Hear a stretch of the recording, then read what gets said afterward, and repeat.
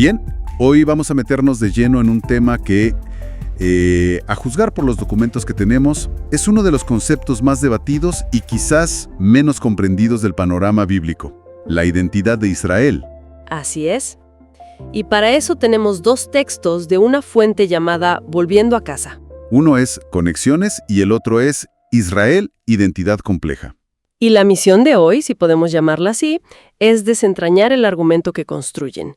No se trata de dar una sola definición, sino de seguir el rastro de pistas que los textos proponen para armar una especie de rompecabezas. Me gusta esa idea, un rompecabezas. Claro, porque uno nos habla de Israel como un símbolo, casi como un misterio codificado, y el otro lo ancla en una historia. Bueno, una historia de pactos, de rupturas y promesas. Exacto. Y me parece que el mejor lugar para empezar es con esa idea del misterio, la del símbolo. El primer texto, Conexiones, arranca con una metáfora que llama mucho la atención: Israel como un tesoro.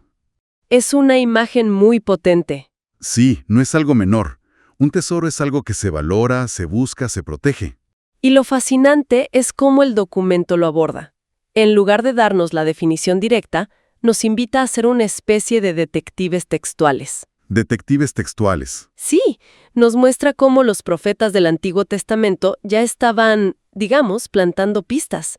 No es una idea que surge de la nada, sino que se va tejiendo a lo largo de muchos libros. Entiendo. O sea, no es solo lanzar una pregunta, sino darnos las herramientas para responderla. ¿Por dónde empezamos a buscar ese tesoro? Bueno, el punto de partida que nos ofrece es un pasaje muy conocido del libro de Éxodo. Justo después de salir de Egipto, en el Sinaí, se le dice al pueblo: «Vosotros seréis mi especial tesoro sobre todos los pueblos, y me seréis un reino de sacerdotes». Fíjate que ahí ya hay una dualidad interesante. Cierto. No es solo un objeto valioso. Exacto. Es un tesoro con una función, un reino de sacerdotes. Claro, tiene un propósito. Pero el texto no se queda ahí, ¿verdad? Para nada. Para acotar el significado, nos lleva siglos después a uno de los últimos profetas, Malaquías. Allí se vuelve a hablar de ese especial tesoro, pero se le añade una capa emocional muy fuerte. ¿Cómo? Se le compara con un hijo. Entonces el texto nos empuja a preguntar: si el tesoro es como un hijo, ¿quién es ese hijo? Y la respuesta está en... La respuesta, según el documento, ya estaba en el profeta Oseas, y dice explícitamente: «Cuando Israel era niño yo lo amé, y de Egipto llamé a mi hijo». ¡Wow! La conexión es directa. Directísima. El tesoro es un hijo, y ese hijo es Israel. No deja lugar a dudas. Ok, hasta aquí el argumento es claro. El Antiguo Testamento identifica a Israel como un tesoro y como un hijo. Pero aquí es donde la cosa se pone, más compleja, porque el texto da un salto al Nuevo Testamento. Un salto intencionado. Y nos mete en las parábolas de Yeshua. Y es interesante, ¿no?, que los documentos usan el nombre Yeshua, su nombre original en hebreo. Sí, es un buen punto. Ya nos da una pista del enfoque. Exacto. Se busca volver a las raíces hebreas de la fe, entender los conceptos desde esa mentalidad. Totalmente. Y la parábola que trae a colación es una de las más famosas, la de Mateo sobre el reino de los cielos, que es, y cito, semejante a un tesoro escondido en un campo. Ajá. Entonces, de repente tenemos dos tesoros sobre la mesa. Israel es un tesoro y el reino de los cielos es un tesoro. La pregunta se cae de madura, ¿no? Son lo mismo, son dos cosas distintas. Y para responder, el documento nos recuerda algo claro sobre las parábolas. A ver. No eran explicaciones sencillas para todo el mundo, eran enigmas. Se cita directamente a Yeshua, explicando que a sus discípulos les es dado saber los misterios del reino, pero a otros no. La verdad estaba como velada. Velada, exacto. Solo se revelaba a quienes tenían la disposición de buscar más allá. Y con esa premisa se introduce otra parábola paralela. El reino de los cielos también es como un mercader que encuentra una perla preciosa. La perla de gran precio. Sí, la conozco. Y vende todo lo que tiene para comprarla. Espera un momento. Déjame ver si entendí la lógica que se está construyendo. Adelante. El texto nos lleva al libro de Apocalipsis, a la descripción de la Nueva Jerusalén. ¿Sí? Que tiene 12 puertas, y en las puertas están los nombres. De las 12 tribus de los hijos de Israel. Exacto. Y el versículo clave dice que las 12 puertas eran 12 perlas. Ahí está la conexión final. O sea que, si las puertas son perlas y representan a las tribus de Israel, el texto está argumentando que la famosa perla de gran precio es Israel. Esa es exactamente la conclusión a la que nos guía el texto. ¡Wow! Eso sí que es un momento ajá, Totalmente. porque cambia por completo la lectura tradicional de esa parábola. Es que lo que propone es que una de las enseñanzas más famosas sobre el reino de Dios no hablaba de una idea etérea, ¿sabes? No. Apuntaba directamente a la identidad y a la restauración de este pueblo. Le da una dimensión mucho más concreta, casi tangible. Uf, sí. La implicación es que el reino de los cielos, el tesoro escondido y la perla preciosa no son tres cosas diferentes. Sino distintas metáforas que apuntan a una misma realidad, a la centralidad de Israel en este plan. Y esta idea, tan simbólica, es la que nos sirve de puente para entender el segundo documento, ¿no? Precisamente. Vale, entiendo la parte simbólica. Pero, ¿cómo se conecta esta metáfora tan poética con la historia real, con el pueblo de carne y hueso, sus guerras, sus reyes? Justamente. El segundo documento, Israel, identidad compleja, baja de lo simbólico a lo histórico. Lo describe como el eje profético de la historia. Eje profético. Sí, nos transporta al inicio de todo, a la promesa que se le hace a Abraham. Luego a Isaac y a Jacob. Eso es. La idea central es que el nacimiento de este pueblo no fue un accidente histórico, fue un proyecto deliberado. Se refiere a la promesa de que de su descendencia surgiría una gran nación y que en él serían benditas todas las familias de la tierra. Exacto. El argumento del texto es que Israel fue concebido como el espacio, tanto geopolítico como espiritual, a través del cual el Creador interactuaría con la humanidad de forma directa. Y el mecanismo para esa interacción es el pacto. La columna vertebral de todo. El pacto. El pacto del Sinaí, supongo. El de los 10 mandamientos y toda la ley. Sí, pero el texto va más allá de un contrato legal. Subraya cómo los profetas usan una metáfora mucho más íntima y poderosa. ¿Cuál? La de un matrimonio. Ah, claro. Cita a Oseas, por ejemplo. Te desposaré conmigo para siempre. Y esta relación no se basa en que el pueblo fuera mejor o más grande que otros, ¿eh? No, el texto lo recalca. Recalca que fue un acto de soberanía y fidelidad de Dios, no de mérito humano. Pero la historia que cuenta la Biblia no es precisamente un cuento de hadas. Ese matrimonio entra en crisis muy rápido. Y el documento no lo disimula. Es muy claro al señalar la fractura.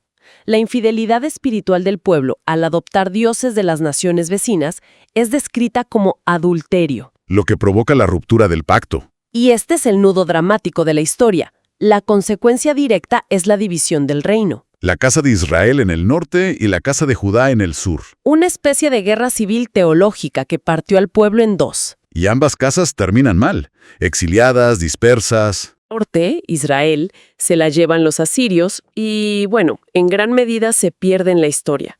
La del sur, Judá, va a Babilonia, aunque un remanente logra volver. Este es el escenario de un pueblo roto que nos encontramos al final del Antiguo Testamento. Un pueblo esparcido. Y aquí es donde, según el texto, la narrativa da un giro de 180 grados con la llegada de Yeshua.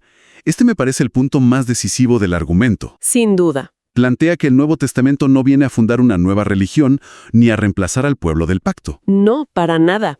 La idea que expone es que revela el mecanismo para restaurar el pacto original que se había roto. Y para sostenerlo. Cita las propias palabras de Yeshua, cuando dice que no fue enviado sino a las ovejas perdidas de la casa de Israel. La imagen es potentísima. Mucho. No vino a buscar una nueva esposa, sino a rescatar y restaurar a la que se había extraviado. Pero esa idea genera una pregunta casi obvia. Si la misión era restaurar a la casa de Israel, ¿qué pasa con el resto del mundo? Buena pregunta. ¿Qué pasa con los que no somos descendientes de Abraham? Porque el cristianismo se convirtió en una fe global. Excelente pregunta. Y el texto la aborda directamente.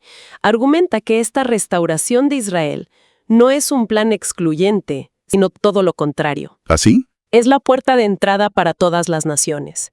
Y aquí es donde utiliza otra metáfora muy conocida, la del apóstol Pablo. La del olivo. La del olivo, en su carta a los romanos. La de ser injertados. Exacto.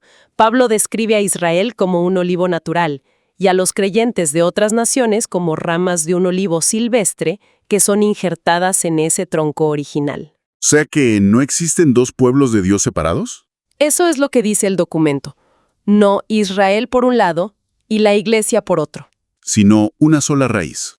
Una sola raíz, una sola familia, una alianza renovada y expandida. Los conflictos que vemos en las parábolas, como la del trigo y la cizaña, no serían entre dos pueblos distintos. Serían una tensión. Una tensión entre la fidelidad y la infidelidad dentro de ese único pueblo del pacto. Entiendo.